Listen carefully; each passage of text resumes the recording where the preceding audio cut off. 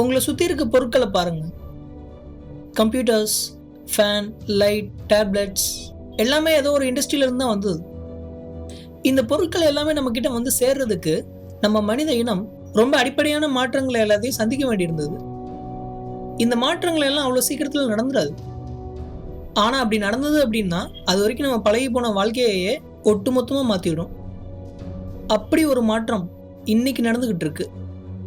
நம்ம நிறைய பேரோட வேலை சீக்கிரமாகவே ஒரு கம்ப்யூட்டர் கிட்ட போகுது. நிறைய பேர் வேலைகளுக்கு போகிறோம். புதுசாக இது வரைக்கும் நம்ம கேள்வியே படாத ஜாப்ஸ் எல்லாம் வர ஆரம்பிக்க போகுது. இப்போ நடந்துகிட்டு இருக்க இந்த மாற்றம் தான் த 4th இண்டஸ்ட்ரியல் ரெவல்யூஷன்.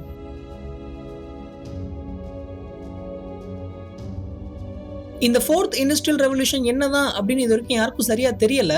இருந்தாலும் எந்தெந்த டெக்னாலஜிக்கெல்லாம் இதுல ஒரு பெரிய பங்கு இருக்குன்றது மட்டும் ஓரளவுக்கு தெரியுது. உதாரணத்துக்கு artificial intelligence, robotics, internet of things, 3D printing, nano technology, quantum computing, blockchain technology, virtual and augmented reality, அப்புறம் இன்னும் கொஞ்சம் டெக்னாலஜிஸ் எல்லாம் இந்த ரெவல்யூஷன்ல வரப்போகுது. புது பிசினஸ் மாடல்ஸ் தினமும் இந்த டெக்னாலஜிஸை சுத்தியே வளர்ந்துகிட்டு இருக்கு. எங்கிருந்து இதெல்லாம் ஆரம்பிச்சது? நம்மளோட வாழ்க்கையவே அடிப்படையா மாத்திர மாதிரியான இந்த விஷயங்கள்லாம் எப்படி இவ்வளவு ஃபாஸ்டா நடக்குது? அதை தெரிஞ்சுக்க நம்ம காலத்தை கடந்து போகணும். நாம இப்ப 1700வது வருஷத்துக்கு போறோம். இந்த காலகட்டத்துல தான் பிரிட்டன்ல உள்ளன் ட்ரெஸ் எல்லாம் அதிகமா உற்பத்தி பண்ணிக்கிட்டு இருந்தாங்க. எந்தவித டெக்னாலஜியும் இல்லாத அந்த காலத்துல இந்த ட்ரெஸ் எல்லாத்தையுமே வீட்டுல உட்காந்துக்கிட்டே தயார் பண்ணிக்கிட்டு இருந்தாங்க. திடீர்னு பிரிட்டன்ல இருக்க பணக்காரவங்க எல்லாருமே காட்டன் ட்ரெஸ்ஸை அதிகமா உபயோகப்படுத்துறாங்க. காட்டனை உற்பத்தி செய்யறதே ரொம்ப கஷ்டமா இருந்தது. அதை வச்சு துணி செய்யறதுக்கு இன்னமும் கஷ்டப்பட வேண்டியிருந்தது. தேவைக்கும் உற்பத்திக்குமான அந்த இடைவெளி வந்து ரொம்பவே அதிகமா இருந்தது. எல்லாரோட கேள்வியுமே இந்த காட்டன் ட்ரெஸ்ஸை எப்படி சீக்கிரமா தயாரிக்கிறதுன்றதுதான் இருந்தது. அப்பதான் முதல்ல ஃப்ளையிங் ஷட்டில் அப்படின்ற ஒரு மெக்கானிக்கல் டிவைஸை கண்டுபிடிக்கிறாங்க. இந்த டிவைஸை பயன்படுத்தி கொஞ்சம் வேகமாவே ட்ரெஸ்ஸை தயாரிக்க ஆரம்பிச்சாங்க. இருந்தாலும் தேவையை பூர்த்தி பண்ண முடியல. அப்புறம் spinning Jenny, spinning frame, spinning மிஷின்னு சின்ன டிவைஸ் எல்லாமே கண்டுபிடிக்கிறாங்க. அது வரைக்கும் வீட்லயோ இல்ல சின்ன ஒர்க் ஷாப்லயோ நடந்துகிட்டு இருந்த வேலை எல்லாமே அப்பதான் ஃபேக்டரின்ற ஒரு கான்செப்டுக்கே வர ஆரம்பிக்குது. நிறைய பேர் ஒன்னா சேர்ந்து ஒரு வேலையை பார்க்க ஆரம்பிச்சாங்க. இந்த ஒரு மாற்றம் ரொம்ப அடிப்படையான ஒரு மாற்றம். நம்ம பழகி போன வாழ்க்கையே மாத்திர மாதிரியான ஒரு நிகழ்வு வரலாற்றுல ரொம்பவே முக்கியமானது. அதுக்கப்புறம் 1760ல தாமஸ் நியூகமன் கண்டுபிடிச்ச ஒரு ஸ்டீம் இன்ஜினை கொஞ்சம் மாத்தி ஜேம்ஸ் வாட் ஒரு இன்ஜின் பண்றாரு. இந்த இன்ஜின் தான் நிலக்கரியை வச்சு மெக்கானிக்கல் எனர்ஜி தயாரிச்சு ஃபேக்டரிஸ்ல வேலை நடக்கிறதுக்கு ரொம்பவே உபயோகமா இருந்தது. அது வரைக்கும் கப்பல் எல்லாம் காத்தடிக்கிற திசையை தான் நம்பி பயணம் பண்ணிக்கிட்டு இருந்தது. இந்த ஸ்டீம் இன்ஜினை கப்பலுக்கு ஏற்ற மாதிரி மாத்தி உபயோகப்படுத்த ஆரம்பிக்கிறாங்க. இதனால கப்பலை கட்டுப்படுத்துறது ரொம்பவே சுலபமா இருந்தது. இதெல்லாம் கேட்கறதுக்கு ரொம்ப சாதாரண விஷயமா தெரியலாம். ஆனா இந்த விஷயம் நடக்கல அப்படின்னா பொருளாதார வளர்ச்சின்றது இவ்வளவு வேகமா நடந்திருக்காது. அப்புறம் இதே ஸ்டீம் இன்ஜினை வச்சு ட்ரெயின் தயாரிக்க ஆரம்பிக்கிறாங்க. உடனே இந்த ரயில்வே டெக்னாலஜி உலகம் ஃபுல்லா பரவ ஆரம்பிச்சது. பிரிட்டன் தான் இந்த ரயில்வே டெக்னாலஜில ரொம்ப பிரபலமான ஒரு நாடா இருந்தாங்க. இண்டஸ்ட்ரீஸ் அவங்க தயாரிக்கிற பொருளை ஒரு இடத்துல இருந்து இன்னொரு இடத்துக்கு கொண்டு போறதுக்கு இந்த ட்ரெயின்ஸை உபயோகப்படுத்துறாங்க. அப்படிதான் இந்த ரயில்வே டெக்னாலஜி வளர ஆரம்பிச்சது.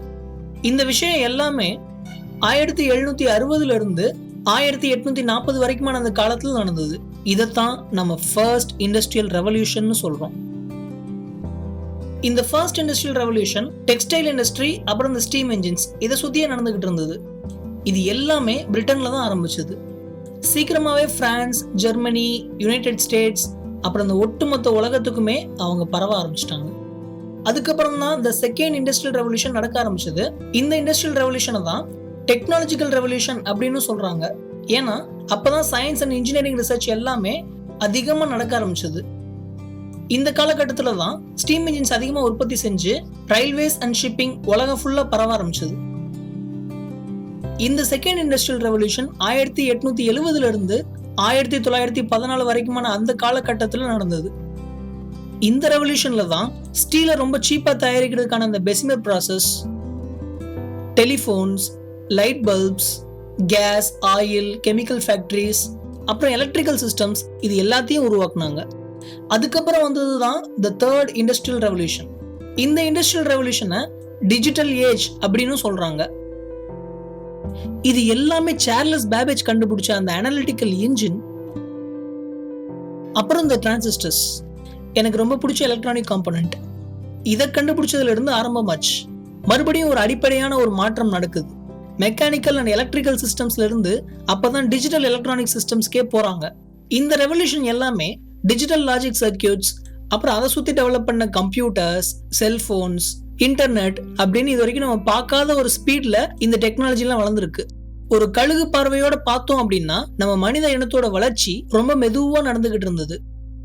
அப்புறம் நம்ம வளர்க்க ஆரம்பிச்ச செல்ல பிராணிகள்னாலையும், விவசாயத்தை கண்டுபிடிச்சதுனாலையும், பல ஆயிரம் வருஷத்துக்கு முன்னாடியே நெருப்பை கண்டுபிடிச்சதுனாலையும், உங்களோட கருத்தை சொல்றதுக்கு ஒரு மொழியை கண்டுபிடிச்சதுனாலையும், அயன் மாதிரி மெட்டல்ஸை கண்டுபிடிச்சதுனாலையும், அப்புறம் நகரங்கள் உருவாகினதுனாலையும் நம்ம மனித இனம் வளர ஆரம்பிச்சது.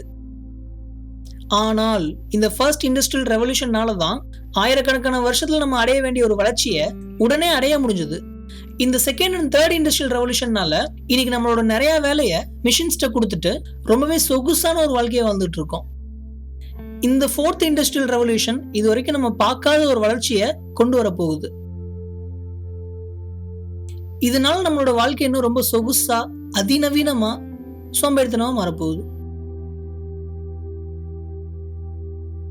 இன்னும் அடுத்து வரக்கூடிய வீடியோஸ்ல இந்த இண்டஸ்ட்ரீஸ்ல இருக்க நிறைய பிரச்சனைகளை ரொம்ப தீவிரமா ஆராய்ஞ்சு பார்த்து எப்படி இந்த ஃபோர்த் இண்டஸ்ட்ரியல் ரெவல்யூஷன்ல இருக்க டெக்னாலஜி எல்லாமே ஒரு தீர்வு கொடுக்க முடியும் அப்படின்றத எல்லாமே பார்க்க போறோம்.